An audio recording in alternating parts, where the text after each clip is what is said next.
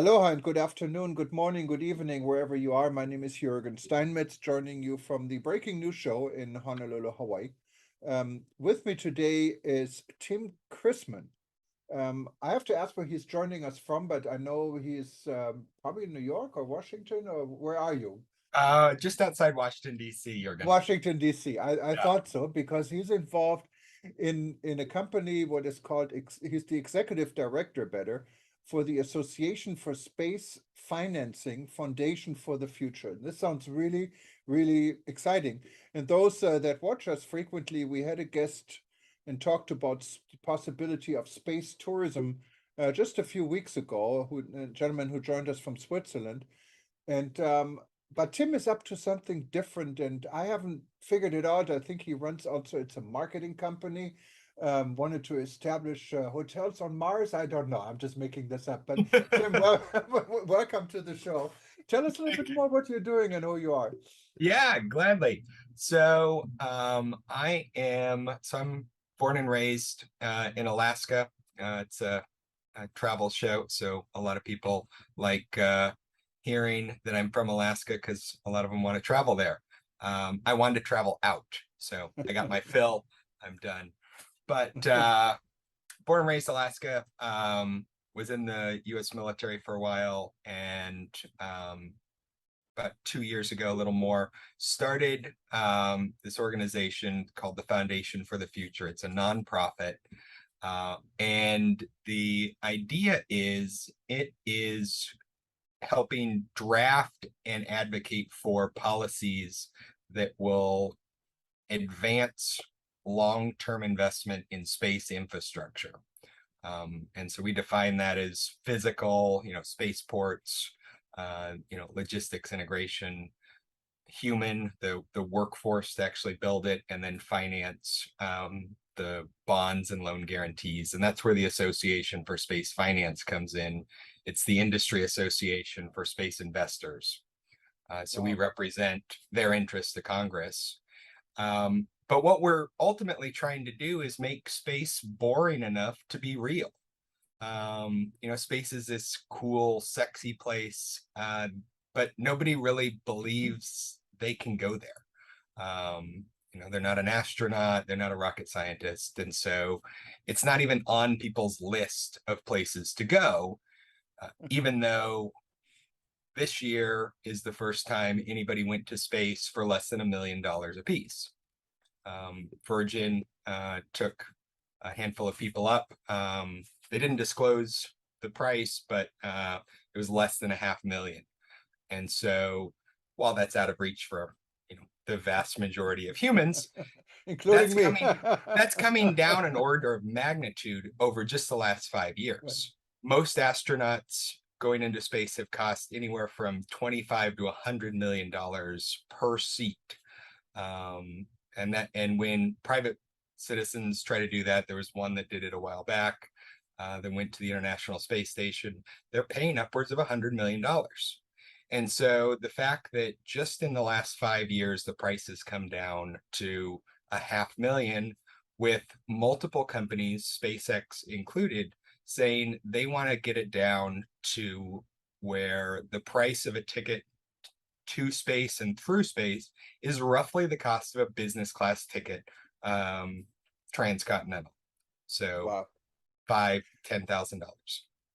Well, that would be amazing. And I know about maybe 6 months ago or a year ago, I can't remember exactly, the Chinese were talking about working on a project where they can actually, I guess, enter space, get back on Earth, and solve the distance between Beijing and New York in just in a couple of hours or so. Yeah. Is this something what is for real, or Yeah, no, or it is. wishful thinking? No, there's a handful of companies that are working this around the world. In the US, there's at least 3 that are working on hypersonic aircraft. So these won't go all the way into space, but they will take you basically anywhere in the world in 90 to 120 minutes. Wow, that's amazing. Yeah.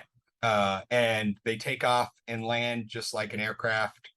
And yeah, it's the promise of them is truly incredible. A couple of them at test flights, I think, as early as 2025, and looking at starting service around the 2030 mark. A handful of I can't remember the airline right now, but a handful of airlines have started talking to some of these developers about leasing the aircraft. So there, And it's how, like serious. and of course, the whole world right now is talking about climate change. I know when we had Professor Lippmann on our event and we Yeah. touched this issue, said, "Oh my God, I mean, I hope this would be the end of the world, pretty much, to offer this because it would be so hard on the environment." Is it hard on the environment? Um, yes. In the sense that any air travel is hard. In it's a similar environmental impact to the aircraft that it's would replace. It's going to be more of an impact per passenger because these will hold fewer people, but it'll roughly be the same as a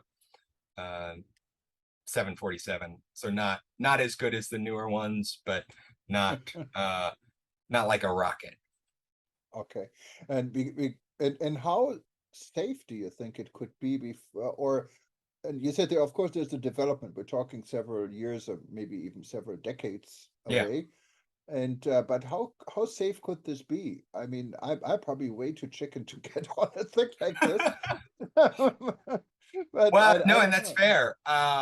So a lot of this is based on technology that was developed in the 60s, 70s, and 80s. And so that was used on, intercontinental ballistic missiles or other experimental military systems back in the day. And it just, military sort of got bored with it or moved on or whatever it is they do. And so these companies have adapted it to basically a different airframe than a nuclear missile. And so long story short, a lot of the bugs were worked out in the military development. Now, granted, it's a different platform. You still need to revalidate all that safety. But, the core technology behind it is already vetted. So And there goes probably the cooperation with this world we're living in right now, with all these different tensions, Russia, China, and so forth. Is there going to be a cooperation to make this work, or can one country like the United States just do it? um, the I doubt there'll be cooperation, in part because the same technology that can be used to make these aircraft, these hypersonic engines, are what can be used to make missiles that also move just as fast and can get anywhere in the world. And so Russia, China, the US are all developing these. None of them wants the other to get it. And so it's unlikely they're going to cooperate on the civilian side of this out of concern that something could be used by one of their adversaries. I do think, in a decade or two, this is going to be ubiquitous and it's going to be, a similar level of technology that to the Pratt and Whitney engine that anybody can get it if you can pay enough, and it's just easy. So it's like building a whole new different type of aviation industry. I mean, if you Yeah, look aviation 150 years ago, there was no aviation. right. And and now there already is space, not travel, but there is space movement. Hmm. So maybe it could really become. I mean, hopefully, none of us can look 100 years ahead of it. But if you could look 100 years from now, do you see this? We're not going to have airports. We're going to have spaceports. Yeah, no, I mean, I think that it's going to the transition will look very similar to when we added air travel in as a mode of transport. We still had sea travel, we still had rail, we still had, ground, so cars, buses, trucks, etc. But those people who wanted to go faster and have more convenience took the aircraft. If you wanted to move large amounts of cargo, it's sort of a stair-step pyramid of how much of each of these modes of transport is used. And I think we're just going to be adding another layer to the top of that pinnacle, where those people who, for business or personal reasons, absolutely want to be somewhere really fast, will take this.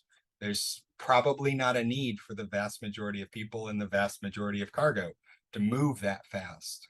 And any technological advances that allow this hypersonic transport is also going to reduce the cost of regular air transport. So it's not that eventually this will get to be the same price as flying in an airplane.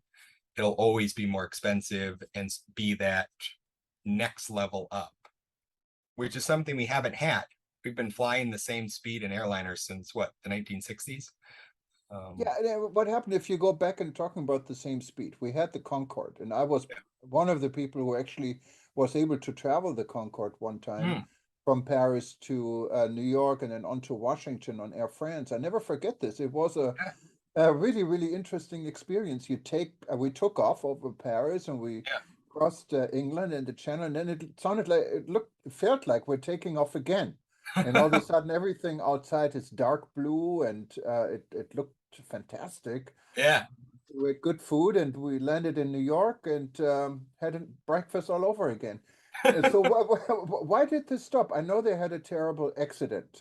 I understand this, but accident usually never stopped aviation from progressing. So why did this stop? And why would it not stop for your initiative? Yeah, so it seemed to stop it because it was already, so the Concorde wasn't very economical. I think Air France was permanently losing money on operating the Concorde. And there was a ton of government regulations around when they could increase to supersonic speeds. A lot of people complained about it. And so the accident was almost a convenient excuse for regulators and governments to say, look, you just need to wind this down. It's not working for anybody. And so since then, there's been quite a few technological improvements to help with the sonic boom. NASA's been doing a ton of work on this for several decades now. So that way you can fly supersonic even over populated areas, and the sound, instead of it being, like an explosion, is like a small firework. And the safety that comes with several more decades of learning on other aircraft and the improvements that have been made, 737 MAX notwithstanding, are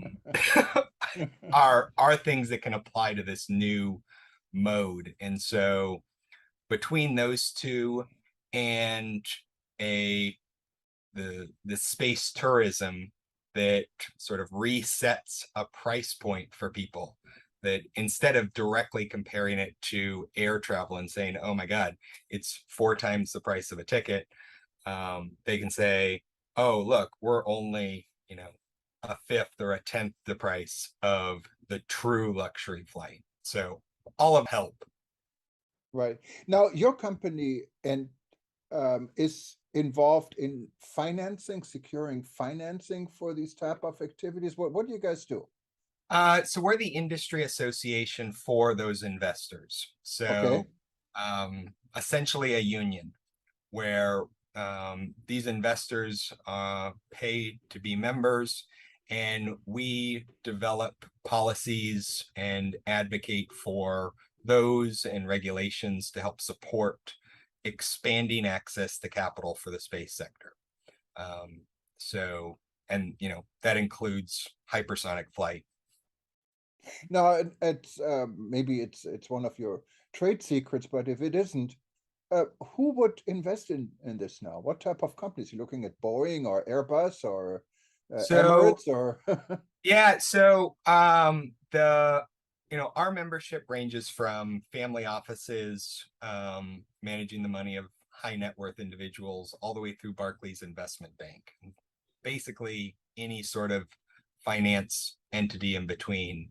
And so all of those types of investors are investing, as are some of those large aerospace companies. Governments are, and then there's starting to be interest from these sovereign wealth funds. UAE, Saudi Arabia are starting to look at diversifying into investments in this sector. And so I think UAE is one that you're going to see a lot more investment come out of. They really want to be the space hub for the Middle East. And so expect them to invest heavily in that. wow. And now, are they currently investing, or are you just talking about it right now, how to invest? No, so they have made some investments, whether it's in other funds that are investing in space or directly in companies that are developing the tech. But there's been talk that both the Saudi Sovereign Wealth Fund and the UAE's version of that are looking to create basically dedicated investment vehicles for the space sector, whether it's to finance spaceport development locally or incentivize companies to relocate, or just invest in tech that can help advance the sector. Sort of an all of the above. Yeah, and of course, you're talking about UAE and Saudi Arabia. There seems to be a competing situation Yep. between the two countries. We are self going to be attending the World Travel and Tourism Council in Riyadh in Saudi Arabia, and our safety security team was briefly involved in a project in the Red Sea in Saudi Arabia, and and there is billions to invest, and Yeah. they have billions to Yeah. invest. So that sounds quite realistic. So if they're invested, what companies are looking for investors, or they already have investors, or what is done to develop it right now? Is it more talk, or is there already active work being done?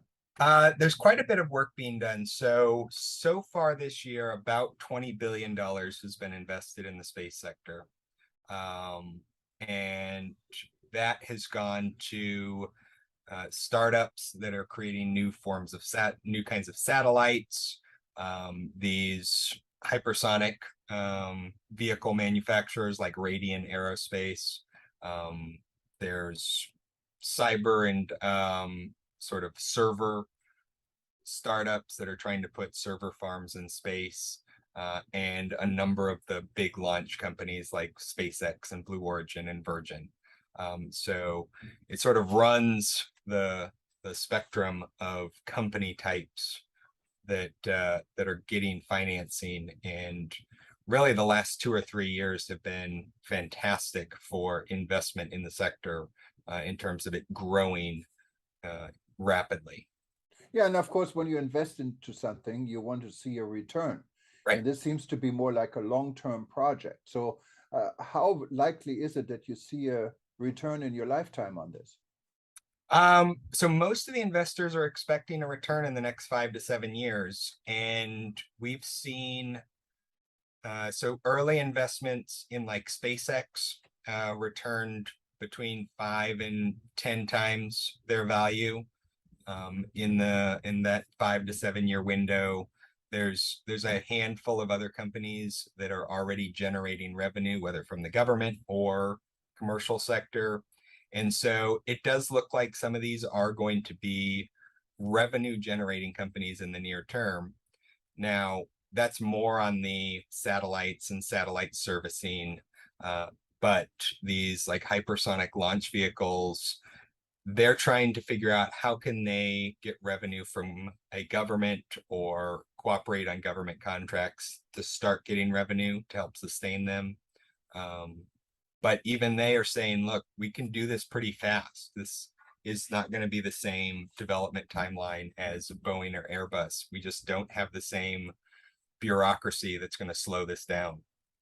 Now, and your what is your business model? You take a percentage of out of the investment, or So you we're a guide people? nonprofit. Um, Okay, yep. but So we, non-profit means you have to live, well, right? You have to. well, sure. You're doing it for a reason. Yeah. So we have corporate membership. So companies, whether they're finance companies or startups or just general space companies, pay to be members, and we help them both network with the investing community and connect them wherever we can to government entities that may be looking to buy the whatever good or service it is that they offer. So you're doing you're creating networking events like trade shows or Yeah. similar type of events, or Yeah. So we hold like a monthly virtual conference where we bring in the leaders from companies that are in our network and outside to talk about what things they're working on, what they need, how people can get involved. We then use that and take that footage, deliver it to Congress and congressional staffs and executive agency branch people, and then we also then have participate in networking events and try to connect these companies wherever possible to who they need to be, whether it's investors because they're trying to raise money, other companies to share tech and create joint ventures, or government customers. yeah. And you mentioned the Congress, you mentioned U.S. Government, but you also mentioned you're working with UAE and Saudi Arabia. So it's an international movement. It's not only available in the United States. So you're bringing investors together, let's say from the European Union, from Australia, or from other parts of the world to combine resources here? Yeah, so we're focused in the US on the policy work. We Okay. know the laws and the policies, and so that's where we're focused on that. But we are trying to expand our network and access across the world. So we're talking with Australia, UAE, Luxembourg, Japan, to try to make sure we have the broadest network possible internationally, to both to help ensure that there's a robust investment pipeline, but also because we know that not all the good ideas live in America. And so wherever we can, we want to pull in ideas from wherever they happen to be and try to connect them with other entrepreneurs who are working similar problem sets. Well, that's a fascinating conversation. I hope we can continue this and maybe invite you to one of our live stream Q&A events. Yeah. I think the travel and tourism industry is should be quite interesting in what you're doing. So, Tim, we have our half hour, but if you can stay on for just a second after this, and I get back to you. But for everyone else, I wanted to thank you for watching this. And if you have missed the first part, just stay tuned. As you know, we're going to repeat it every 2 hours for the next 24 hours, depending when you see this.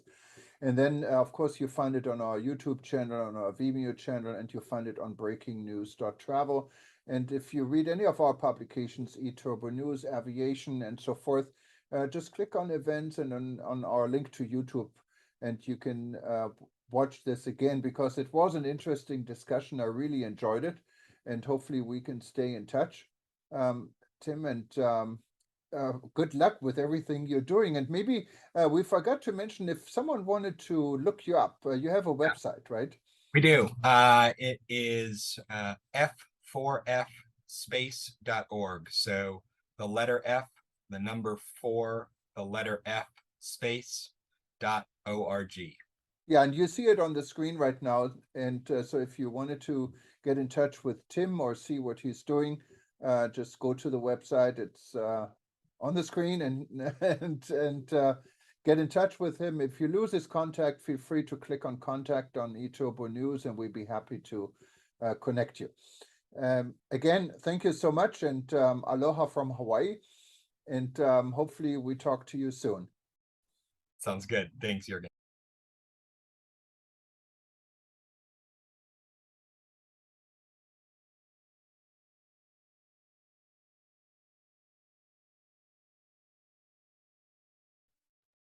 Aloha and good afternoon or good evening or good morning, wherever you are. My name is Jürgen Steinmetz, and I'm joining you from the breaking news show in Honolulu, Hawaii.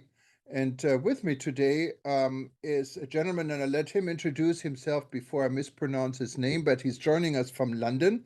And what we're doing today, World Tourism Network is proud to be a partner with the Tourism Hospitality Development Sustainability Show, what is called Reset. It's not a show, it's actually an event, a one-day event in London at the Hyatt Churchill Hotel, and it's on the 16th of September. And we're partnering with the organizer to promote this event and let the world know what it's all about. So you're going to read a lot about it on eTurbo News. And anyone from World Tourism Network, any of our members listening to this right now, if you wanted to attend, you can actually do this. Just go to our website at, the website wtn.travel or worldtourismnetwork.org, same thing, and click on new events, and it's right listed there. There are two upcoming events listed right now we're partnering with. The first one is actually the Reset Tourism event on the 16th of September. And then we're going to have a big show coming up after this. It's also in London. So we're going to be in London twice. It's the World Travel Market. It's from the November 7th to the 9th. And we're planning all kinds of things at the World Travel Market. So stay tuned. And this is in addition to all our different Zoom events, they're still coming up and you also find on the website. But without further delay, I have to apologize. I wasn't really 100% prepared. I just told him this for this conversation here tonight. It's nighttime here right now. So I let the gentleman who is going to be part of a panel in the hospitality discussion at Reset introduce himself and tell us a little bit more what he's doing and what this panel is about. Welcome to Breaking News Show. Thank you very much, Jürgen. It's Adam Maclennan here from PKF Hospitality. We're an international firm of hotel consultants, and what we'll be talking about, and very excited to be part of the Reset agenda on the 16th of September. There's a long list of great panelists and speakers to talk about how we can all do our bit to reset hospitality in a sustainable way, and it's very ably led by Nikki Page and her team. She's asked me to come on and talk a little bit about our panel. We'll be talking with Professor Willie Legrand, who's probably one of the most eminent academics in the field of hospitality and sustainable hospitality and hotel operations. He's just come out with the 4th edition of his new book on that topic. And Robert Godwin from the Lamington Group. Now he is a developer of the first lifetime, I don't want to get this wrong, but the first net zero whole life carbon hotel in London. It's an apart hotel in Chiswick, and he'll be talking a little bit about his process of developing this carbon whole life carbon zero hotel. Wow. It should be a really good panel, but we are one of about 10 or 15 different panels throughout the day, includes lunch. You can stream it online if you're not able to get to London for that day. There are some limited availability of tickets at the Hyatt as well. So it should be a really good event, and PKF and I are certainly very excited to be part of it. Yeah, no, it's something special, and Reset goes right along what we have been doing here at World Tourism Network, is rebuilding travel. And that's what we're all doing in the world, because the travel industry, of course, has been hit by COVID. Now, discussion probably along the line with carbon neutral and so forth is a big discussion everywhere. I can tell you here in Hawaii, we must have the only tourism board in the world that really doesn't want any more tourists. We're full. You know, so there is no advertisement and there is no promotion of tourism because we really have enough tourism. And that, of course, I don't know how this goes along with the hotels. So far, hotels apparently are full. They're okay with this. I don't hear much. But you being in the hotel and hospitality industry, you're promoting responsible tourism, as I can hear. How do you put this all together? I mean, we want to promote tourism, but we also want to be environmental friendly, and we want the hotels to generate a profit. How could this all work together? Sure. Well, I think it's a very good question, but it's an important one because obviously sustainability is environmental sustainability, but it's also economic sustainability. I think the tourism industry has a lot of work to do to allow people to travel. People want to travel. People enjoy travel. To travel in a sustainable way, and to help the economies and the local population who may be working in the hotels, to help the local environment. And there are ways of doing it. There are lots of countries. Maybe Hawaii has too much tourism, but there are lots of places that would benefit from the economic impact that a tourism development might have on it. But it has to be done in a way which doesn't destroy the climate, doesn't destroy the local ecosystems and structures that the local people rely on to make a living, to exist within. So it's a challenge. We've worked typically on all sorts of different types of projects, from resorts in remote places to city hotels, in big convention hotels. And all of them we all have to do our bit. I'm sitting in London at the moment, where we're sort of gearing up for another heat wave. The temperature in London hit records this year up to over 40 degrees. Wow. And it was crazy. It was hotter than you're Dubai. going to be freezing here in Hawaii when you get there. It's 27, 28 all the time. But it's the second heat wave in about a month. The air conditioning's broken in our office, and this is something that's happening more and more regularly all over the world. And so sustainability and climate, the climate crisis is obviously real, and we all have to do our bit to make sure that the world's not going to stop automatically. People still want to travel. People still want to have a nice existence, and we've seen that with COVID. You mentioned COVID. We've seen people stop traveling, but they didn't want to stop traveling. They had to stop traveling. As soon as they were allowed to travel again, they did. And you mentioned the hotels are filling up again in Hawaii. You've got enough. Thank you very much. We're ready. And it's that urge. We are a social group, a social species. We like to go and visit parts of the world and meet people and do things. And so how can we do that? How can we reset the industry now that COVID's over? Hopefully, well, it's not over, but the worst of it seems to be past us. How do we reset it sustainably? And I think this conference will help people get ideas. There are people from Saudi Arabia talking about projects. There are people from all over the world that are going to be talking about projects and what they're doing locally to reset sustainably.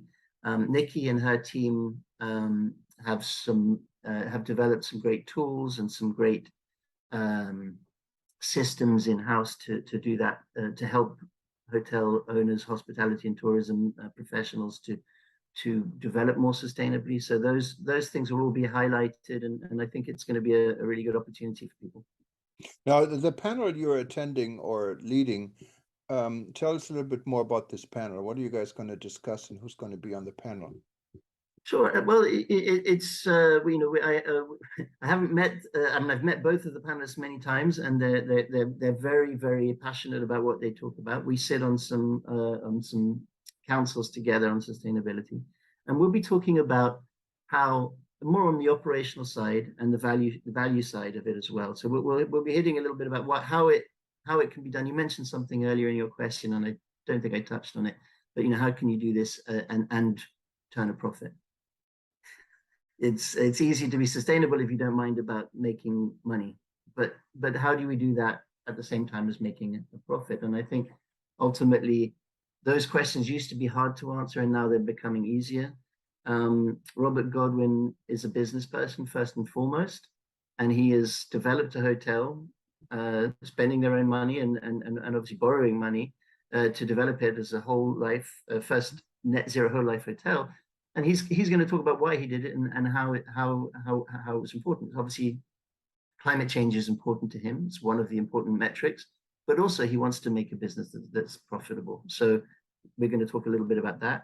And Willie has been observing the industry and taking data from the industry and writing textbooks about this particular topic probably for longer than anybody, and waving the flag very vociferously to all who will listen, and teaching the next generation of students about how important this is and how they can do something about it.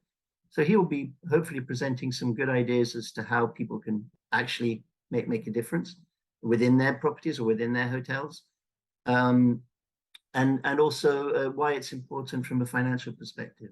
There are all sorts of things happening in Europe. I'm sure they will happen elsewhere as well, in terms of we're talking things like stranded assets. If you don't do something, the governments of various countries are going to make it so that your value of your property will decrease if you don't make it sustainable. The operating costs of running an unsustainable hotel for things like gas and oil and all of these things, which in Europe at the moment, I'm sure all over the world, are increasing, and quite rapidly. They're being taxed more heavily, as well as scarcity because of the wars in Ukraine, and so how do we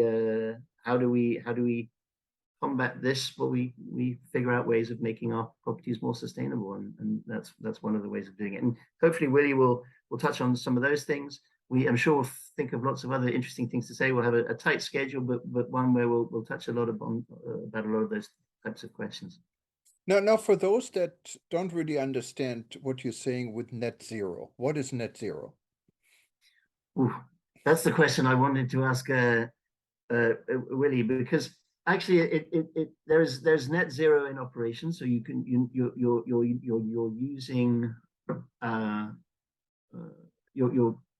not using any additional carbon, or you're offsetting the carbon that you're using to heat and to operate the hotel.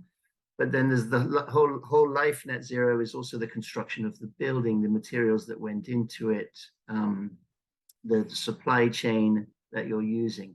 How do you sort of reduce the emissions and the impact that your building has had, or is going to have by building it, and by the whole life cycle of the operations and everything else, to have zero carbon emissions throughout the life of the hotel? And of course, it's hard to understand because, there are, for instance, initiatives. You can pay so much more on an airline ticket these days or in a hotel to offset your damage. But how do you do this? You're not offsetting anything. You're just giving more money, isn't it? Like this, or where's the money going? Well, that's a very good question, and I would hate to. It's a very hot topic, and people are passionate about it, and there are people who are way more knowledgeable about this than I am. Offsetting is often not the ideal solution. So if we talk to Greta Thunberg, probably she would have one opinion, which is on one extreme end, and I'm very grateful to her for what she's done. And then others would say, well, you can, there's a financial solution to it, and it brings out a lot of passion because it's such an important topic. Offsetting is not ideal, but some of it needs to be done. If you're planting trees in a certain place to absorb more carbon, that money that you've spent to plant trees might help to reduce.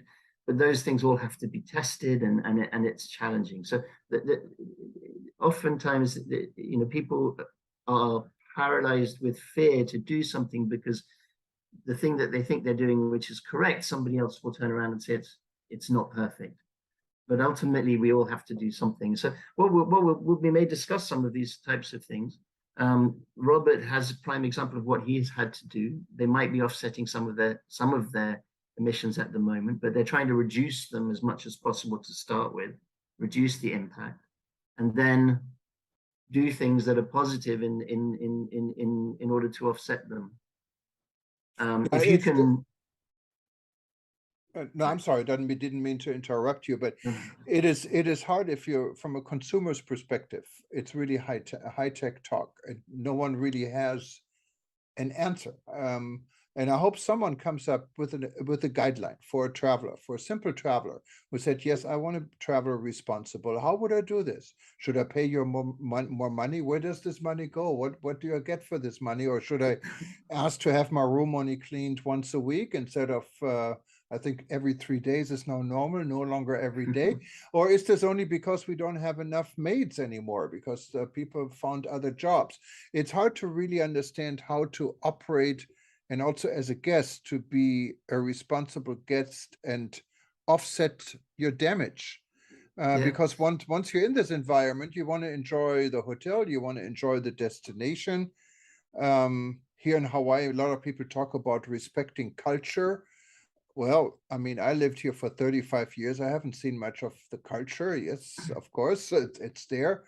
But putting guests through a training to come to a destination so they understand the culture, what really is almost distinct, it's it's very hard to understand, I think, really from a perspective. And you said you're in the business of building hotels and planning hotels, right? Is that something you're doing? So we advise people who do that. We're advisors. So we run feasibility studies we're famous famous in history for helping to develop the uniform system of accounts for the lodging industry. So we develop sort of financial statements for future hotels by understanding the markets, the unique selling points of a particular market and a particular property within that market. And we try and understand what the demand for hotel rooms would be, or for tourists would be for different segments of demand, and then help developers to develop a picture of what their property might do, what it should look like, how many rooms should it have, what sort of amenities should it have, and so on and so forth. And increasingly, sustainability is at the forefront, or should be at the forefront of everybody's, and net as low as possible, or zero as well, at the forefront of everybody's mind. I think Nikki and her team are developing some tools to. The golden ratio is something that they're going to talk about. I don't want to get too involved in that because I'm not the expert and I'll butcher it, as they say, in her explanation, but I'm sure she'll come on and speak to you about that, or one of her colleagues will, to help the tourist, to help the individual. I'm the same way. When you go to a hotel, how do you find out? There's a lot of work to be done. It is confusing for the tourist, for the individual who's trying to do the right thing but doesn't know exactly what the right thing is. We all have to educate ourselves, but we also, as businesses, where we're not in the business of educating people, we're in the business of entertaining them and giving them a good time. We have to provide the right sort of systems so that they could do the right thing without having to think about it. And I think that is the challenge that we have. Now tell me, you mentioned Saudi Arabia, and we have reported a lot about Saudi Arabia recently in the world, because Saudi Arabia is becoming a center of tourism with $49 billion to spend. The tourism development in Jeddah is astronomical. It's amazing. Sometimes people forget, there are thousands of people that actually live along the coastline that getting evicted. They're getting no compensation for it. These are all what doesn't sound a lot of it. This is definitely not sustainable. So how would you advise a client, like for instance in Saudi Arabia, who has any amount of money to spend to be sustainable, to build a sustainable environment or city? Is this really happening? Listen, that's probably a little bit beyond what I can talk about right now. I know that there's a session at the conference that with Dr. Omar from the Red Sea Development Project in the Kingdom of Saudi Arabia. We'll be talking about that tourism development. I mean, what I would say to anyone who's considering developing and whether they were the king or I mean, this is a personal feeling, whether they were the king of the country or just a developer in the country, is that you will be basically judged on what you do, and it's important people won't want to visit you. Tourists won't want to visit you if you do the wrong thing, because now in this day and age with instant access to media all over the world, if you want to get international tourists to come and visit you, it's difficult to do so if you're going to do the wrong thing by the people in the country, with the wrong types of developments not being sustainable. Now, I'm sure, and I'm not advising on these particular developments, so I don't want to. I'm sure that somebody is telling them this and that they're aware of it, and I, I'm not a politician and I'm not into politics. I'm a business person, but my feeling is that you need to take into account the people that live there. But development is always going to be, have. Some people think you should have no development, and other people think you should develop sustainably, and other people think it doesn't matter. It's all about money. The money talks. We can build houses for somebody else somewhere else. Some people might think, well, these people, we're living on, weren't necessarily, contributing, or maybe they can now have jobs in some of these properties and improve their quality of life. So it's a tricky subject, and I don't know what's going to come out of this interview on that, but hopefully I won't come across as an evil person. I think it's absolutely important that in any big development and in any master plan that we take account of everybody's, every stakeholder in this, and that's the local community as well as the people who own the buildings, and as well as the tourists who are going to come and visit, and the supply chain that can perhaps make a better living or a more sustainable living by supplying this industry. Well, what do you think are the basis for, you mentioned in the beginning about remote destinations. We have been very involved with Africa. I don't know if you know this, but I'm the founding chairman of the African Tourism Board, what we started, what it's now has its own life and is in 20 some African countries.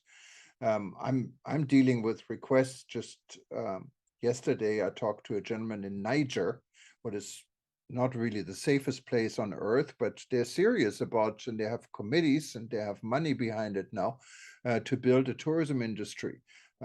Similar discussions had been taking place with several countries from, in Africa, what most people haven't heard about and haven't heard the name about. So how would you advise a new region that wanted to develop tourism to go about? Is there like a general basics? Of course, transportation is a big issue, but let's, if we put transportation on the sideline, what are the basics for tourism? I mean, I think, again, we have a division which focuses specifically on that. So I'm not an expert on tourism master plans and those types of things personally.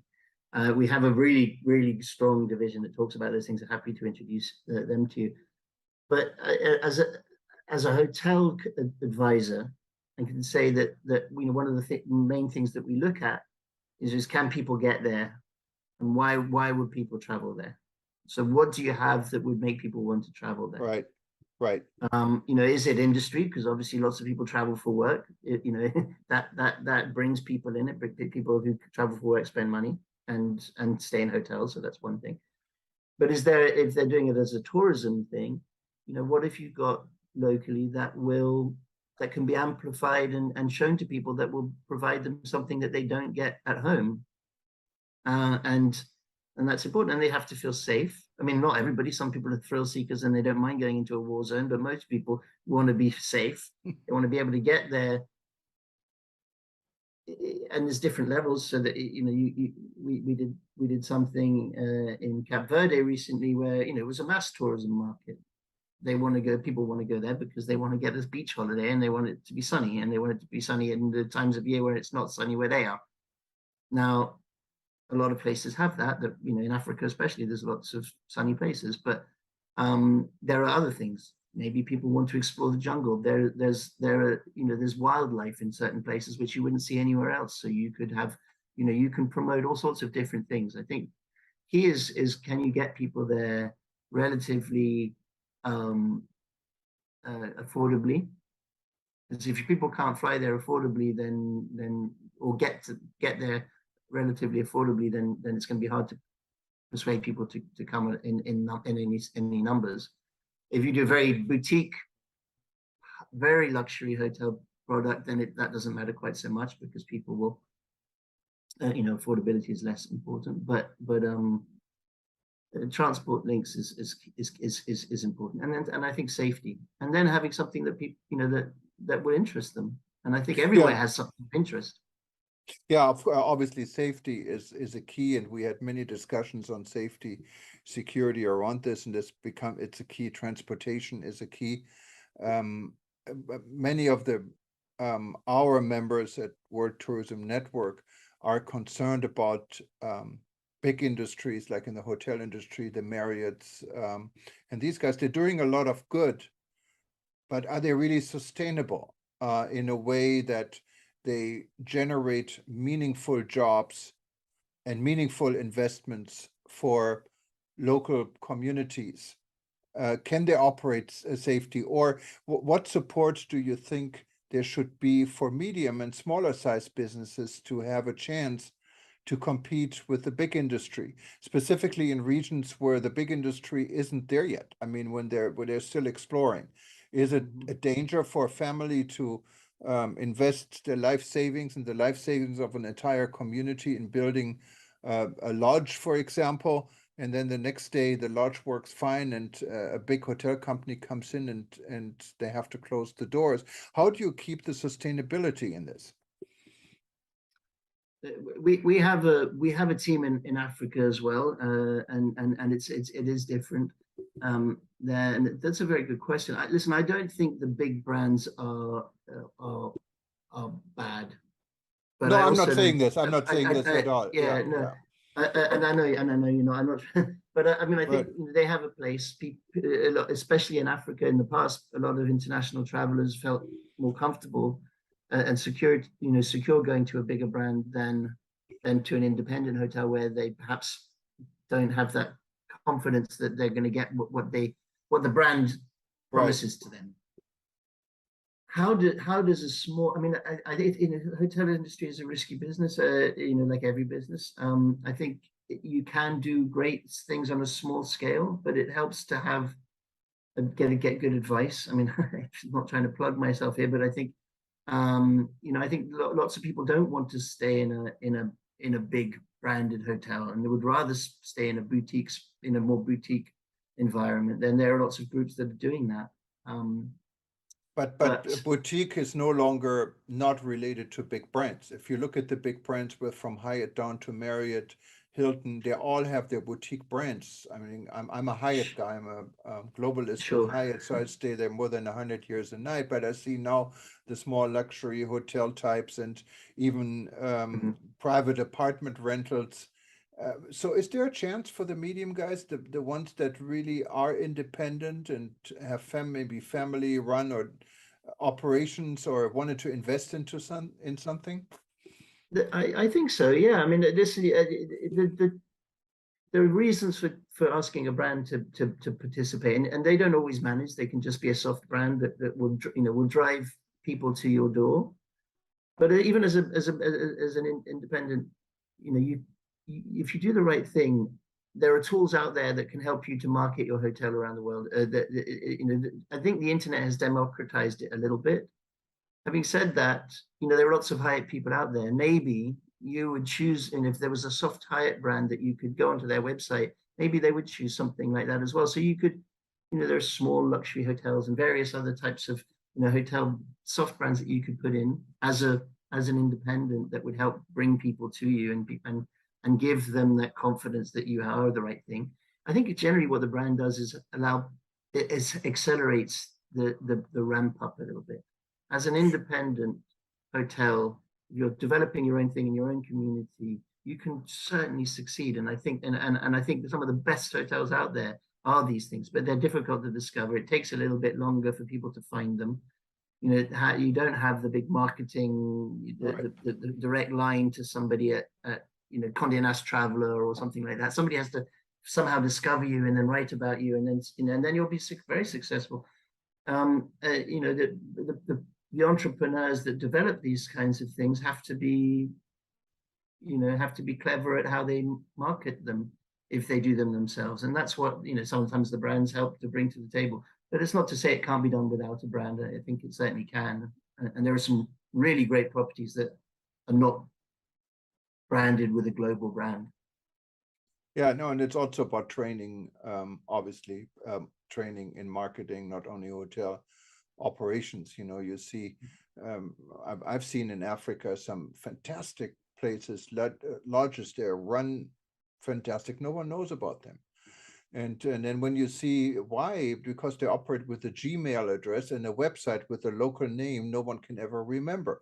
So, and then of course, when you deal with a brand like Marriott or like Hyatt or like Hilton, you have that in place. This could be a help also for someone to look at a management company. It doesn't have to be the top guys. There are many medium and small size brands also, as you mentioned, like the luxury hotel group and many more, I believe, that could be helpful to develop new markets. And I think that's where your company comes in, right? So if anyone wanted to develop a hotel, or if anyone is listening to us, I know we have a lot of ministers of tourism who love to listen to us, and they say, well, we want to build something here, we want to develop our hotel industry.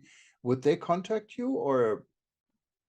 Sure, that we'd love them to contact us. I mean, easy to find me on the website. I run our website is pkfhospitality.com, and I run the London office, but we have a tourism master planning department if that's what they want. If they need a feasibility study to understand the market, or market study, we do that kind of thing on a very regular basis. I mean, all over the world. So we've really worked in pretty much almost every continent. I think we might be missing Antarctica at this point, but everywhere else. And you know, we like to, and we've been doing it for, you know, since probably the 1920s as a brand and as a company, helping hoteliers, helping governments to understand their you know, the potential of tourism in their market. So, you know, we'd be delighted to have a conversation.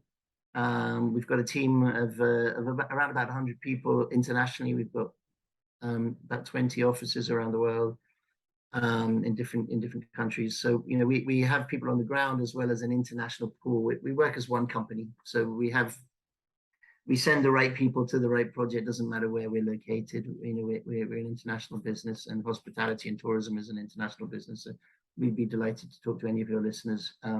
Personally, they can Google me or link in with me, or just look at our PKF Hospitality website and find one of our team.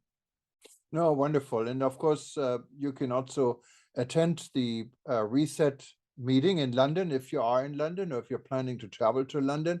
And you find all the details if you go to our website, wtn.travel/reset, wtn.travel/reset.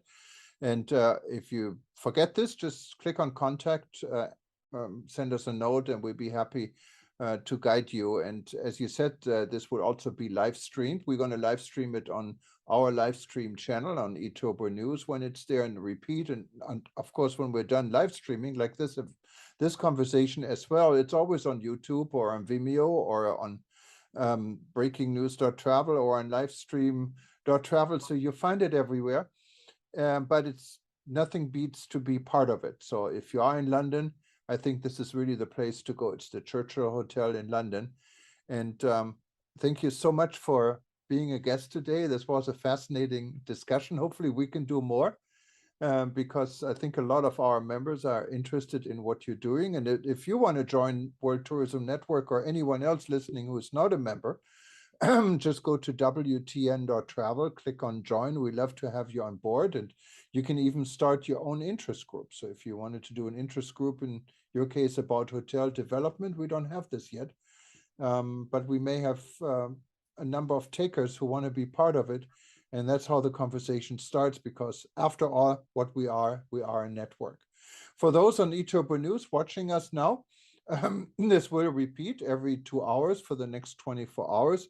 And after this, you find it if you just go on our YouTube channel or on breakingnews.travel, and you can listen to it again. But we're going to have some more sessions before September 16th, so stay tuned.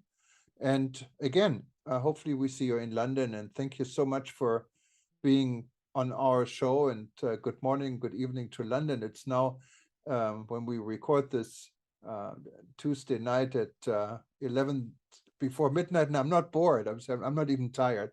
You really had some good information. Thank you so much. Well, thank you, Jürgen. Okay. It was really fun. I appreciate the time and the opportunity to plug the event, but also to talk a little bit about hospitality with you. It's a great chance to meet you. Thank you. And stay cool in London. If you need a little bit Thank cool, come over here. You know, it's only 27, 28. We're fine. Oh, it's over 30, I think now. All right. Very good. Take care. Bye-bye. Bye-bye. Thank